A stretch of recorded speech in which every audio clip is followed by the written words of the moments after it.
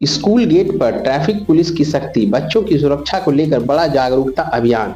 आसनसोल स्थित स्कूली बच्चों की सुरक्षा को सर्वोच्च प्राथमिकता देते हुए आसनसोल दुर्गापुर पुलिस कमिश्नरेट की ओर से गुरुवार को शहर के विभिन्न स्कूलों के सामने विशेष ट्रैफिक अवेयरनेस कैंप आयोजित किया गया।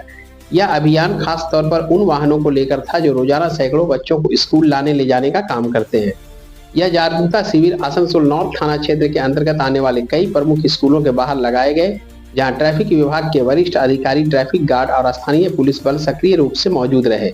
अभियान के दौरान पुलिस की नजर खास तौर पर इन अहम पहलुओं पर रही। पहला, स्कूल वैन और निजी वाहनों की फिटनेस जांच। दूसरी, ड्राइविंग लाइसेंस और दूसरी कागजात की वैधता। तय क्षमता से ज्यादा बच्चों को बैठाने की स्थिति न उत्पन्न हो। वाहन में आपातकालीन सुरक्षा का इंतजाम हो। ड्राइवर की आयु, अनुभव और व्यवहार। कई वाहनों में ओवरलोडिंग और सुरक्षा मानकों की अनदेखी भी सामने आई, जिस पर पुलिस ने तुरंत चेतावनी दी। पुलिस अधिकारियों ने बताया कि हाल के महीनों में पश्चिम बंगाल के कई इलाकों में इंक्लूडिंग आसनसोल में कुछ स्कूली वाहनों से जुड़ी गंभीर दुर्घटनाएं सामने आई थी। इन्हीं घटनाओं को ध्यान में रखते हुए विशेष अवेयरनेस ड्राइव शुरू की गई है, ताकि भविष्य में कोई मासूम हादसे का शिकार न हो। एक वरिष्ठ ट्रैफिक अधिकारी ने कहा, अभी हम लोगों को जागरूक कर रहे हैं, नियमों की जानकारी दी जा रही है, लेकिन आने वाले दिनों में नियम तोड़ने वाले के खिलाफ सख्त कार्रवाई भी की जाएगी। अवेयरनेस कैंप के दौरान कई वाहन चालकों को helmet, seat belt, speed limit, overloading न करने और निर्धारित मार्ग में चलने जैसी जरूरी हिदायतें दी गई। साथ ही यह भी स्पष्ट कर दिया गया कि भविष्य में किसी तरह की लापरवाही पर सीधी कानूनी कार्रवाई की जाएगी।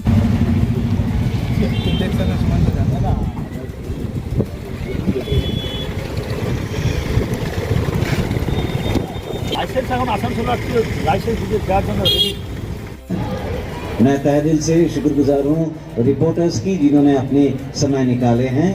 मैं ज़्यादा समय नहीं लेते हुए सर को रिक्वेस्ट करूँगा कि आपको एड्रेस करें, ताकि हमारे बच्चे खुश और कुशल रहे। Thank you.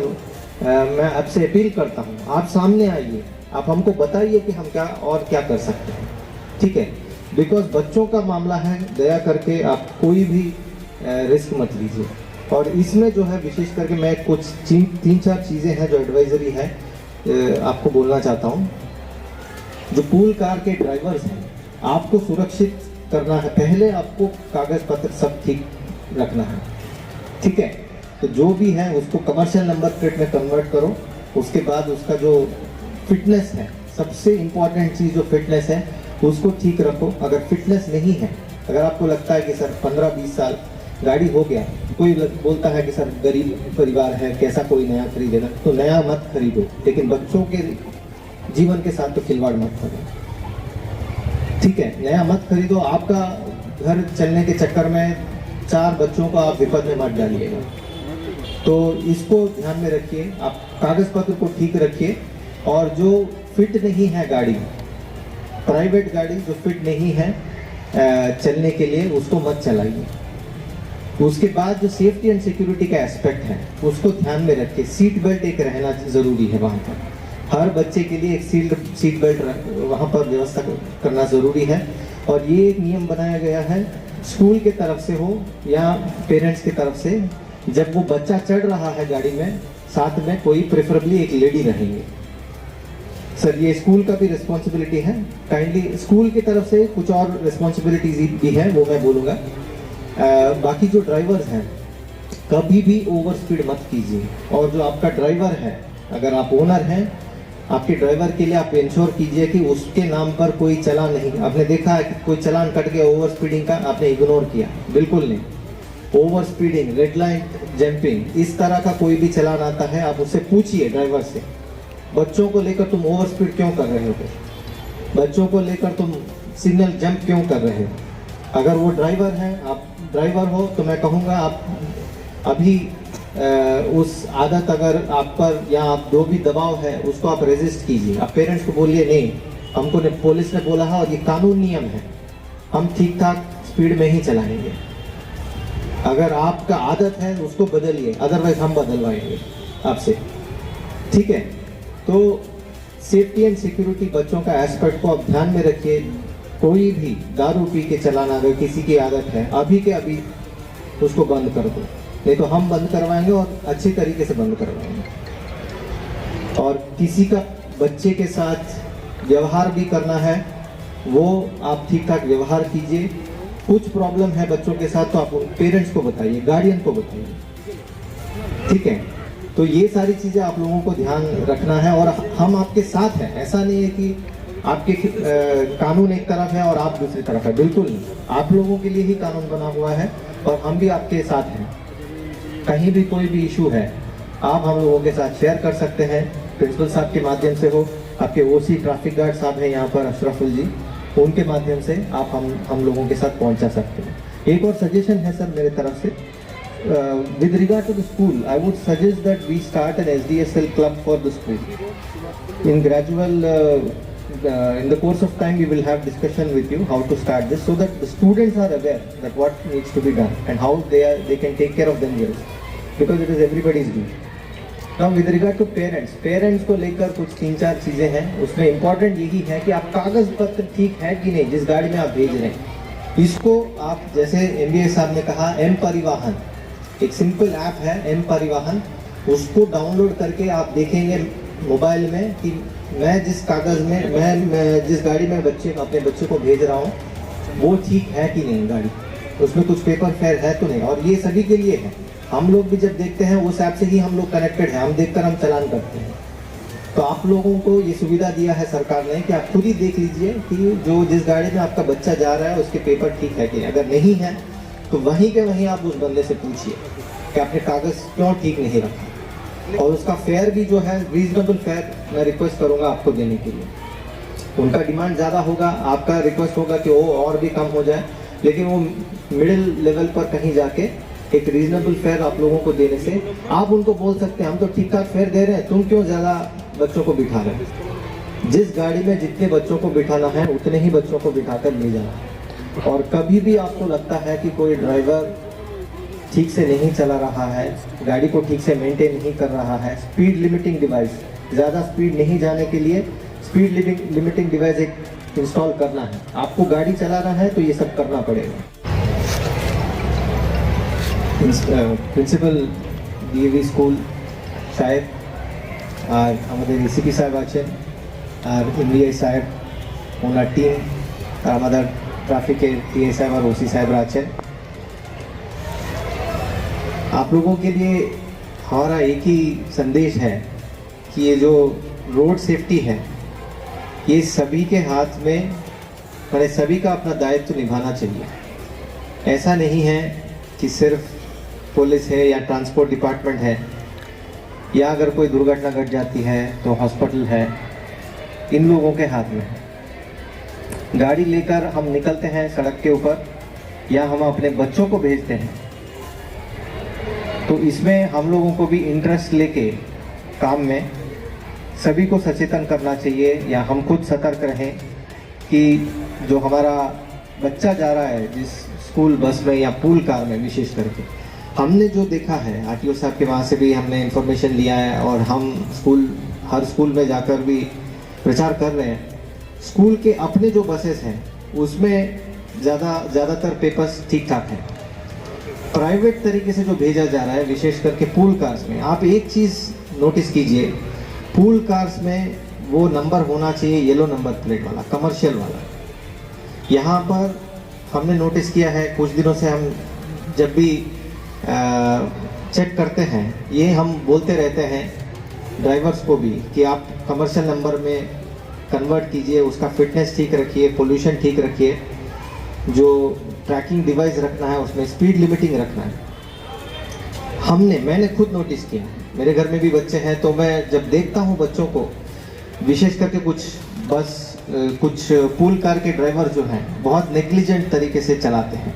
अब पहले से वो चलाते आ रहे हैं ऐसा, या उनका कोई उन पर दबाव है कि जल्दी पहुंचा दो हमारे बच्चों को स्कूल में, या जल्दी लेकर आओ।